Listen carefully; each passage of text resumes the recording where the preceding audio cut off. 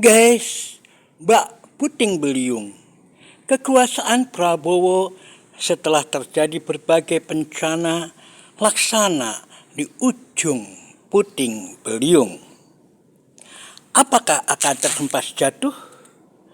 Ataukah akan tetap ikut melayang-layang di awan? Tergantung dari situasi yang akan terjadi. Saudara, terkait dengan kekuasaan Prabowo, tentu kita sangat ingat bahwa kekuasaan yang dibangun berdasarkan pelanggaran etika berat yang terjadi bukanlah satu kekuasaan yang akan mendatangkan berkah. Berbagai cobaan, berbagai keburukan, berbagai malapetaka selalu menyertainya. Kacau berkepanjangan adalah akibat dari ulah mereka berdua, yakni mantan Presiden Jokowi dan Prabowo yang menentukan berbagai langkah-langkah kesepakatannya. Oleh karena itu, bangsa Indonesia harus sadar bahwa membangun kekuasaan atas dasar ambisi untuk menguasai tidaklah tepat. Dalam berbagai hal, pengamat mengatakan bahwa tak mungkin Prabowo menyelesaikan masalah karena Prabowo itu sendiri bermasalah. Dalam kasus korupsi, Bang Abdullah Hemahua juga menekankan Prabowo pantas korupsi? Nggak mungkin, karena Prabowo terseret korupsi juga. Dua korupsi besar yang menjerat Prabowo adalah pembelian pesawat dan juga terkait dengan food estate. Terkait dengan masalah-masalah kekinian yang muncul, yakni kaitannya kelapa sawit, beranikah Prabowo menghadapi Raja Sawit termasuk adiknya sendiri, Hasyim Joyo Hadikusumo? Saudara,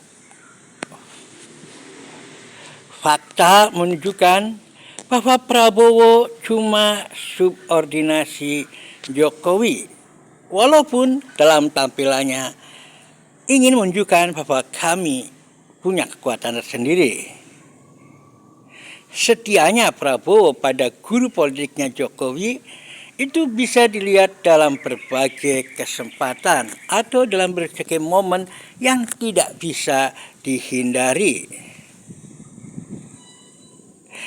Itulah hubungan Prabowo dan Jokowi yang justru melahirkan polarisasi antara terjung dan tergem, ternak cungkring dan ternak gemoy.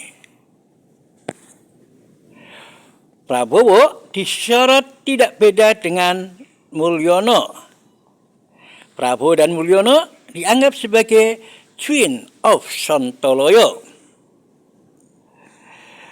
Artinya, juga banyak yang menyatakan Prabowo hanyalah bayang-bayang Jokowi.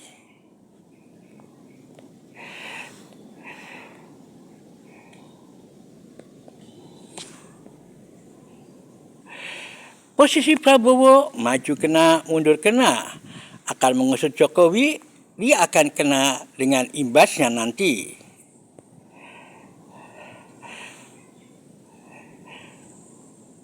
Dan di era Prabowo inilah lahir istilah prerogatif minta petunjuk. Jadi pertanyaannya, who is the boss? Siapa ke bosnya? Jokowi atau Prabowo? Kemelut ini terus-menerus akan berkepanjangan selama mereka ada.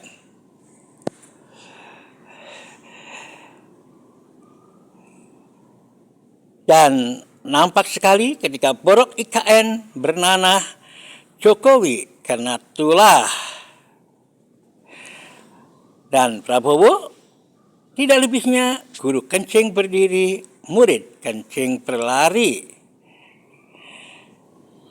Dan Prabowo juga membawa karma dari Soeharto atas pengkhianatannya ketika harus mengatasi masalah di 1998.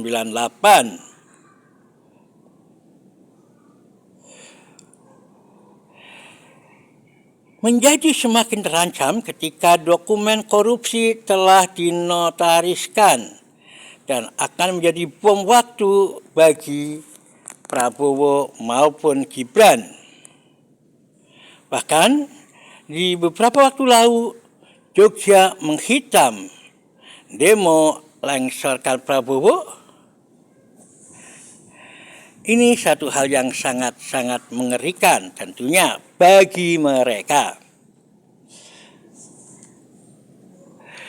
Gerakan pemakzulan Pragib menggema, itu terutama menjelang Hari Raya Idul Fitri. Dan dengan bergemanya tuntutan itu, Prabowo berkuasa tidak lama lagi. Jurus-jurusnya adalah dengan mengungkap hal-hal yang mesti harus dilakukan, yakni adanya ijazah palsu. Prabowo Jokowi dianggap sebagai mata kembar, tapi sebetulnya hanyalah the twin of Sontoloyo. Nampaknya Allah membuka semua yang kita tidak menyangka sebelumnya. Dan dari bukan Allah itulah akan semakin nampak bahwa kekuasaan Prabowo ada di ujung dari angin puting beliung. Dan ujung-ujungnya di akhir berbagai gejala atau berbagai bencana sangat-sangat menunjukkan bahaya bagi kedudukan Prabowo. Walau demikian, gerakan Purnawirawan Keselamatan Prabowo tetap dilakukan.